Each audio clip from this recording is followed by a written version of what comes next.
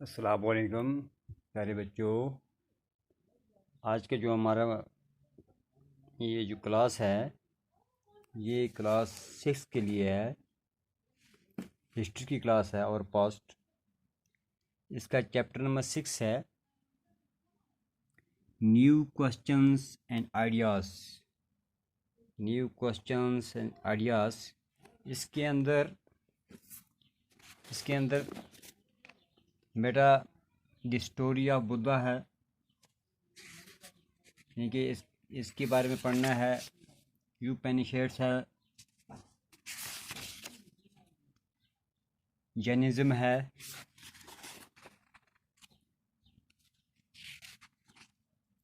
संगा है,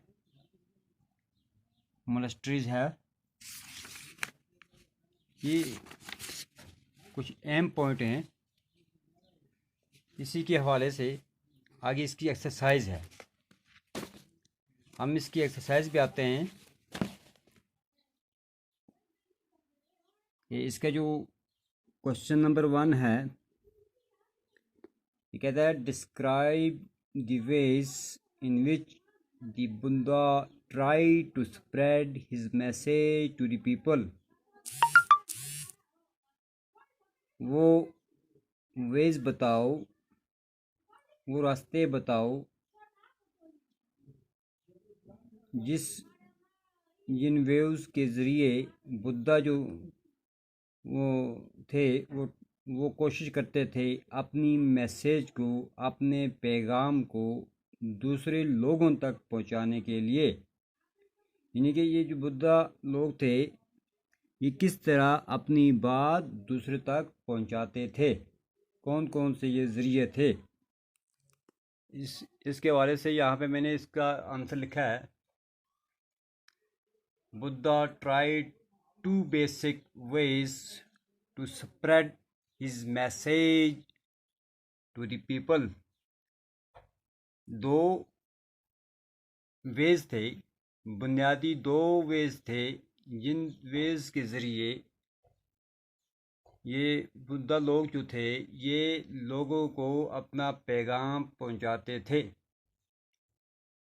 ही used Prakrit since it was a language. वो प्राकृत का इस्तेमाल करते थे। ये हिंदी वर्ड है प्राकृत, यानी कि उनकी अपनी जो कोई मादरी ज़बान है। Use Prakrit since it was a language of the common people. ये लैंग्वेज हुआ करती थी एक आम आदमी की भी। so he used so he could spread his message to large number of people, जिसके ज़रिए वो बहुत सारे लोगों तक अपना पैगाम पहुंचाते थे। यानी कि भाई प्राकृत के ज़रिए वो अपना पैगाम, जो एक लैंग्वेज है जिसको आम लोग जानते थे, समझते थे, इसके ज़रिए वो अपना पैगाम लोगों तक पहुंचाते थे। दूसरा क्या है रास्ता? He give the message. वो अपनी मैसेज देते, पैगाम देते। To think proactively, to think, जिस मैसेज के ऊपर वो सोचते, नहीं कि उसके ऊपर वो कोई पेशकदमी करते। Instead of following him blindly, बजाय इसके वो उनके कहने मतलब बगैर सोचे समझे उस पे अमल करने के बजाय वो उस मैसेज के ऊपर क्या करते, गौर व फिक्र करते। ये दो वेज थे जिनके ज़रिए बुद्धा लोग जो थे वो अपने पैगाम को दूसरे लोगों तक पहुंचाते थे। इसका क्वेश्चन नंबर 2 है, लिखता है the Buddha encouraged animal sacrifice. Buddha जो लोग थे उन्होंने हौसला अफजाई की एनिमल सेक्रीफाइस, जो जानवरों की क्या करते थे, कुर्बानी देते थे। ये फॉल्स है, यहाँ पे मैंने लिखा भाई फॉल्स। दूसरा, Sarnath is important because it was the place where the Buddha taught for the first time.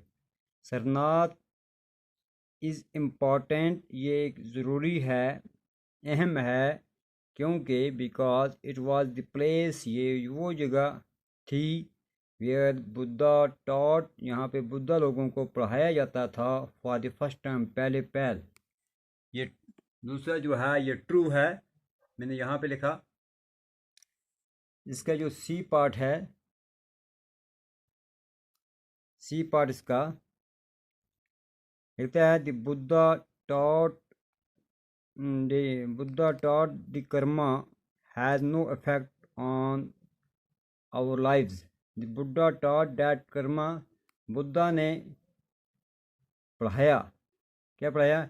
That karma has no effect on our lives, के कर्मा का कोई भी इफेक्ट नहीं है, कोई भी असर नहीं है हमारी ज़िंदगी के ऊपर। ये फॉल्स है, फॉल्स है ये। The Buddha attained enlightenment at Bodh Gaya. The Buddha attained enlightenment at Bodh Gaya. D part इसका है, डी पार्ट है, ये ट्रू है, क्या लिखा है मैंने?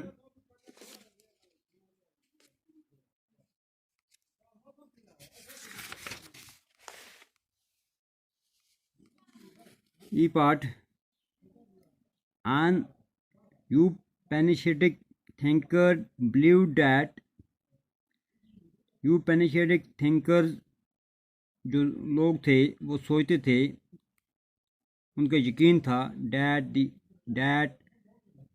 the Atman and Brahmans were ultimately one, कि भाई एटमैन और ब्राह्मण ये असल में एक ही हैं, ये ट्रू है। इसका क्वेश्चन नंबर नेक्स्ट है, what were the questions that Upanishadic thinkers wanted to answer। देखो भाई ये कुछ लोगों का ये एक ग्रोह था, है ना, जिसकी अपनी सोच थी, और वो अपनी सोच का वो उसका जो आंसर है, जवाब है, उसका जो नतीजा है, वो ये लोग ढूंढते थे। मैंने यहाँ लिखा है the Upanishadic thinkers wanted to answer the following questions. भाई इन सवालात के वो जवाब ढूंढते थे, इन दो सवालात के वो जवाब ढूंढते थे। क्या? What is the true meaning of life, कि भाई what is the true meaning of life, कि भाई ज़िंदगी का जो असली जो मन है, मकसद है, वो क्या है। दूसरा, what happens in the life in the after life, यानी कि मरने के बाद क्या होता है। ये दो सवालात के ऊपर ये लोग जो थे ये सोचते थे। क्वेश्चन नंबर इसका 4 है, what were the main teachings of Mahavira. भाई मेन टीचिंग, बुनियादी असली जो टीचिंग थी महावीरा की, भाई वो क्या थी, वो किस चीज़ के ऊपर वो जोर देते थे सिखाने के लिए या सीखने के लिए। The main teaching of Mahavira, और मेन टीचिंग जो महावीरा की थी वो क्या थी, ये थी क्या? Number 1, people who wish to know, लोग जो ये पसंद करते थे कि भाई वो जाने, टू नो द ट्रुथ, सच्चाई को, मस्ट लीव देयर होम, कि वो उनको अपने घर को ज़रूर क्या करना है, छोड़ना है। यानी कि किसी सही बात को हासिल करने के लिए, समझने के लिए उनको अपने घर को छोड़ना लाजमी करार दिया गया है, यही महावीर टीचिंग के अंदर। दूसरा क्या है, the truth seeker must follow the rule of आइस्मा। The truth seeker must follow the rule of आइस्मा। ये ट्रुथ सीकर जो लोग थे, जो सच्चाई को मानने वाले, जानने वाले जो लोग थे, इनको ये असूल को अपनाना है। क्या भाई? रूल ऑफ आइस्मा। आइस्मा हिंदी वर्ड है।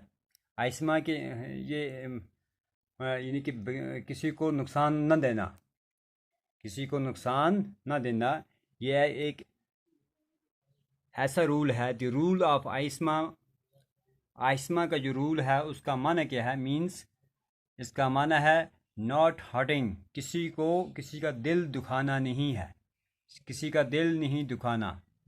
और किलिंग एनी लिविंग बींग्स, और किसी जानदार चीज़ की, किसी जानदार चीज़ की मौत नहीं करनी, उसको मारना नहीं। यानी कि ये लोग जो थे आइस्मा के अंदर, यानी कि वो ये समझते थे कि भाई किसी का दिल, एक तो किसी को हर्ट नहीं करना है, किसी को ज़ख्मी नहीं करना है, और दूसरा किसी को मारना नहीं है। क्यों? Life is dear to all living beings, कि भाई जो ज़िंदगी है वो हर एक के लिए क्या है? कीमती है। हर एक को अपनी जान जो है वो प्यारी है। इसलिए कि भाई वो कहते थे कि भाई किसी भी जानदार चीज़ को नुकसान, ज़ख्मी या मारना नहीं है।